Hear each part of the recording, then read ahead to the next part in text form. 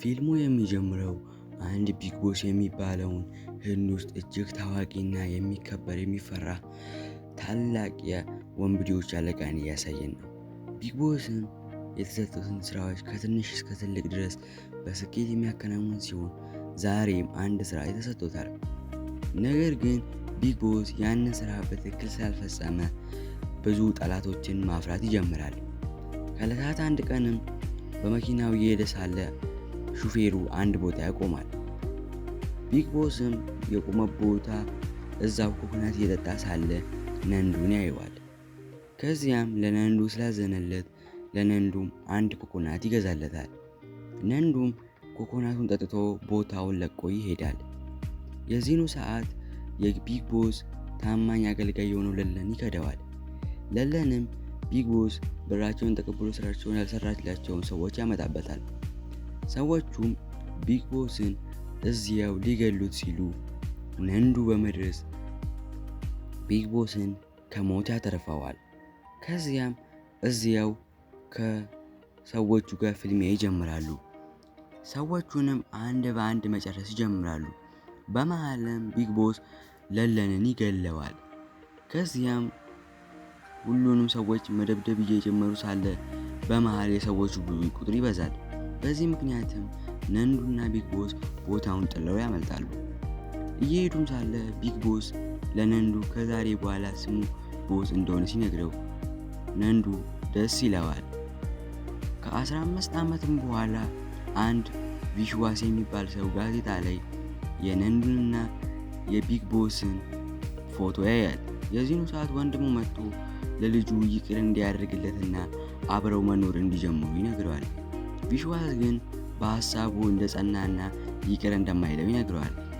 የዚህኑ ጊዜ የቪሽዋስ ሌላኛው ልጅ እና የቦስ ትንሽ ወንድም የሆነው አጄ ይመጣል። የዚህኑ ሰዓት የአጄ አጎት ለአጄ ፖሊስ እንዲሆንና ፖሊስነት ማለት ትልቅ ክብር እንዳለው እና አጎቱ በብዙ ወንበዴዎች የሚፈራ እንደሆነ ይነግረዋል። ነገር ግን በተቃራኒው አጎቱ የሚፈራ ሳይሆን በሌቦች የሚሳደድና በየጊዜው የሚደበደብ ነው። አንድ ቀንም ተደብድቦ ወደ ቤት ሲመጣ ቪሽዋስ አጄ ይመጣል። ከዚያም የአጄ አጎት ፖሊሱ ለአጄ ለትንሽ ሳምንታት እሱ እስከሚሻለው ፖሊስነቱን እሱ እንዲሰራ እና ማንም ስለማያውቀው ማንም እንደማይነቃበት ይነግረዋል። አጄም አጎቱን ላለማስቀየም ሲል በሐሳቡ ይስማማል። በቀጣይኛውም ቀንም እየሄደ ሳለ የሚወዳትን ልጅ ያያታል። እሷም አጄን ስለምትወደው አብረው ማውራት ይጀምራሉ። ከዚያም ወደ አንድ ሞል ስለምትሄድ እንደሚሸኛት ይነግራታል። እሷም በእሱ ሐሳብ ትስማማለች። ከዚያም ወደ ሞሉ ካደረሳ በኋላ ተሰናብቷት ሞተሩን ለማቆም ይሄዳል። እነሱ ግን ቦል እንደገቡ ቸቱ የሚባል ልጅ ይሻን ያስቸግራታል። እሱም የሚያስቸግርበት ምክንያት የቸቱ አባት ከኢሻ ወንድም ጋር ስምምነት ስላደረጉና ኢሻንን ለቸቱ እንደሚድር ስለተነጋገሩ ነበር። በዚህ መሃልም ቸቱ ኢሻን ሲያስቸግራት አጄ ደርሶ በአንድ ምት ራሱን እንዲረሳ ያደርገዋል። በዚህ ምክንያትም የቸቱ ጀሌዎች አጄ ላይ ጥቃት ይፈጽማሉ። ነገር ግን አጄ ፖሊስ ባይሆንም ራሱን መከላከልና ሌቦቹን ማጥቃት ይጀምራል። በዚህም መሃልም ቸቱ አጄ ላይ እጁ ላይ ይተኩስበታል። በዚህ ምክንያትም የአጄ እጅ ይጎዳል። ነገር ግን እንደምንም ተፋልሞ በመጨረሻ ሁሉንም ወንበዴዎች ዋጋቸውን ይሰጣቸዋል። ነገር ግን ይሄ ጉዳይ ዋጋ እንደሚያስከፍለው አላወቀም ነበር። በሌላኛው ትዕይንት አንድ ቪክራንት የሚባል ሙሰኛና ጨካኝ ፖሊስን ያሳየናል። እሱም እነዚህን ሰዎች እንዲገድል ስለተከፈለው ብቻ ወደ ጫካ ወስዷቸው ሁሉንም አንድ በአንድ ለአሰቃቂ ሞት ይዳርጋቸዋል። ከዚያም እዚያው ይቀብራቸዋል። ቦታውንም ጥሎ ሊሄድ ሲል የከተማው ከንቲባ ደውሎለት ልጁን አንድ ሰው እንደደበደበውና የፖሊስ ዩኒፎርም እንዳደረገ ይነግረዋል። እናም ያንን ሰው ፈልጉ እንዲደበድብለትና እንዲያስተምረው ይነግረዋል። እሱም በዚህ ይስማማል። በሌላኛው ትዕይንት አጄ ከፍቅረኛው ጋር አብረው ጊዜ ሲያሳልፍ በድንገት ፖሊሱ ቪክራንት ይመጣል። ቪክራንትም አጄን ፖሊስ ጣቢያ ወስዶት ከእህቱ ጋር የማይሆን ግንኙነት ስላደረገ እና የከቲባውን ልጅ ስለደበደበ እስኪ በቃው ድረስ ማሰቃየትና መደብደብ ይጀምራል። በዚህ መሃልም የአጄ አባት መጥቶ ቪክራንትን መለመን ይጀምራል። ቪክራንት ግን ለሰው ክብር ስላልነበረው የአጄን አባት እየመናጨቀና እየሰደበ እየገፈተረ ከፖሊስ ጣቢያ ወጥቷል። የአጄም አባት እንደዚያው ይመለሳል። በሌላኛው ትዕይንት አንድ ቦስ የሚባልን ሰው ያሳየናል። ቦስም ወደ አንድ ቦታ በመሄድ ሌቦችን ለመደብደብ ነበር ሀሳቡ። ምክንያቱም የእሱን ከተማ ስለያዙትና የእሱን ቦታ ስለነኩበት ነበር። ከዚያም ዳንሱን ያስጀምርና እያንዳንዳቸውን ወንበዴዎች መጨፍጨፍ ይጀምራል። ሰዎቹም ቦስን እስከነ ዳንሱን መከላከል ስለማይችሉ እዚያው ምንም ሳያደርጉ መደብደብ ይጀምራሉ። በሌላኛው ትዕይንት አንድ ሰው ቦስን ስለ ልጅነት ህይወቱ መጠየቅ ይጀምራል። የዚህን ጊዜ ቦስ ሰውየውን በአንድ ምት ራሱን እንዲስት ያደርገዋል። ቦስም ሰውየውን የመታበት ምክንያት የልጅነት ታሪኩን ስለማይወደው ነበር። የዚህን ጊዜ ታሪካችን ወደ ኋላ ይመለሳል። የዚህን ሰዓት የቢግ ቦስ ወንድም የሆነው አጄ አንድ ግቢ ያስቆጥራል። የዚህን ጊዜ የገባባቸው ልጆች ይመቱታል። በዚህም ሰዓት ቦስ ወይም ደግሞ ነንዱ መጥቶ ልጆቹ ወንድሙን ስለደበደቡበትና ስለመቱበት ይደበድባቸዋል። የተደበደቡትም ልጆች ቤተሰቦች ስሞታ ያቀርባሉ። በዚህ ምክንያት የአጄ አባት ቪሽዋስ አጄን በጥፊ መቶት ሰዎቹን ይቅርታ ይጠይቃቸዋል። ሰዎቹም ቦታውን ለቀው ይሄዳሉ። በሌላኛው ቀን ልጆቹ ነንዱ ላይ በድጋሚ መቀለድ ይጀምራሉ። በመሃል ግን አባቱን ሲናገሩበት ነንዱ በንዴት ልጆቹን መደብደብ ይጀምራል። በዚህ ምክንያትም አባቱ ሁለቱንም ልጆች ላይ ይቆልፍባቸዋል። ከዚያም ከሰዓታት በኋላ ተመልሶ በሩን ቢከፍትላቸውም ያየውን ነገር ማመን ይከብደዋል። ያየውም ነንዱ ተማሪውን እንደገደለው ያያል። በዚህ ምክንያትም ነንዱን እስከ ወዲያኛው ድረስ ያባረዋል። በታሪካችንም ወደፊት ሲመለስ ቦስ ቢግ ቦስን ያናግረዋል። ቢግ ቦስም ለቦስ አንድ ትዕዛዝ ይሰጠዋል። ቦስም ቢግ ቦስን ማኩራት ስለሚወድ ትዕዛዙን ይቀበላል።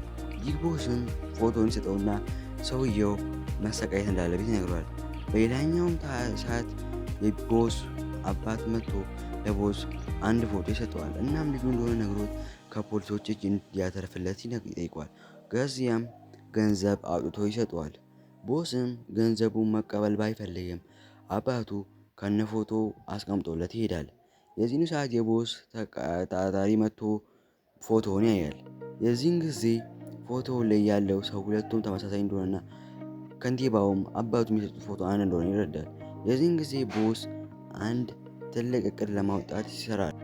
ቸቱና ፖሊሱም ወደ ቦስ ጋር መጥተው እቅዱን ይጠይቁታል። ቦስም እቅዱን በሙሉ ይነግራቸዋል። እነሱም በቦስ እቅድ ይስማማሉ። ነገር ግን ማንም ያላወቀው ነገር ቦስ ሌላ ተንኮል እየሸረበ መሆኑን ነበር። ከዚያም ፖሊሱ አጄን አንድ በረሃማ ቦታ ጥሎት ይሄዳል። ከዚያም ቦስ ወዲያውኑ ወደ ቦታው በመኪናው ይደርሳል። ከዚያውም ከመኪናው ይወርዳል። ከዚያም በኋላ ለወንድሙ ሳያስነቃ ወንድሙ እንደሆነ የድሮ ትዝታዎችን እየነገረው ያግባባዋል። ወንድሙ እንደሆነ ሲረዳ ይደሰታል። ነገር ግን ቦስ ወደ ራሱ ገፍቶ ይዞት ሰው እየተከታተላቸው እንደሆነና እንዲያስመስል ይነግረዋል። አጄም ገብቶት ማስመሰል ይጀምራሉ። ከዚያም እንደሚደባደብ ሰው እያደረጉ ማስመሰል ይጀምራሉ። በመጨረሻም አጄ መኪናውን ይዞት እንዲሄድ ያደርጋሉ። ነገር ግን ይህ ነገር ከንቲባውን ስላላሳመነው ቦስ ላይ ሰዎቹን ይልክበታል። ቦስም ምንም ሳይፈራ ከጣሪያ ወደ ጣሪያ ላይ እየዘለለ ሰዎቹን አንድ በአንድ ማምለጥ ይጀምራል። በመጨረሻም ከጣሪያ ላይ እየዘለለ ካመለጣቸው በኋላ ቦታውን ጥሎ ይሄዳል። በሌላኛው ትዕይንት አጄ የፍቅረኛውን ጓደኛ ወደ ቤት ሊሸኛት ሲል ውሃ እንዲጠጣ ሰጥቷለች። እሱም ምንም ሳይጠራጠር ውሃውን ይጠጣዋል። በንጋታውም ፖሊሱ ውሃ ደፍቶበት ከእንቅልፉ ያስነሳዋል። ከዚያም ሴት ደፍረሃል በሚል ወንጀል ምክንያት ወደ እስር ቤት ያስገባዋል። በዚህ ምክንያትም የአጄ አባት የሆነው ቪሽዋስ ቦስ ላይ ይናገረዋል። ከቤቱ እንዲወጣ ሲነግረው የቦስ አለቃ ቢግ ቦስ ወደ ቪሽዋስ ጋር በመሄድ እውነቱን በሙሉ ይነግረዋል። ያኔም ቦስ ልጁን እንዳልገደለውና ራሱ ቪሽዋስ እንደገደለውና ቦስ አባቱ እንዳይነካበት ስለሚፈልግ ራሱ ላይ እንዳላከከ ይነግረዋል። የዚህን ጊዜ ቪሽዋስ በጣም ይደነግጣል፣ ከዚያም ያዝናል። በሌላኛው ትዕይንት ቦስ የከንቲባውን ልጅ በማስፈራራት ወንድሙን እንዲያስፈቱለት ይነግረዋል። እነሱም እንደዚያ ያደርጋሉ። ወንድሙም ሲፈታለት በደስታ ይተቃቀፋሉ። ከዚያም ከፍቅረኛው ጋር ያገናኘዋል። በዚህ ምክንያትም ቪክራንት በጣም ይነዳል። አንድ ቅድም ያወጣል። እነ ቦስም እየሄዱ እያለ አንድ ትልቅ መኪናቸውን ይገጨዋል። በዚህ ምክንያትም የቦስ አባት ኮማ ውስጥ ይገባል። ከቪክራንት ጋርም አንድ ቦታ ተቀጣጥረው ስልኩን ወዲያው ይዘጉታል። ቦታውም ላይ እንደተገናኙ ወዲያውኑ ፍልሚያ ይጀምራሉ። ቦስን ያለበትን ንዴትና እልህ በማውጣት ወንድሙ ላይና አባቱ ላይ የተሰራውን ግፍ በማስታወስ እዚያው ቪክራንትን ይገለዋል። ከዚያም አባቱ እውነቱን ስለሰማ ይቅርታ ያደርግለታል። አብረውን በፍቅር ሲኖሩ ያሳየን ታሪካችን እዚህ ላይ ያበቃል።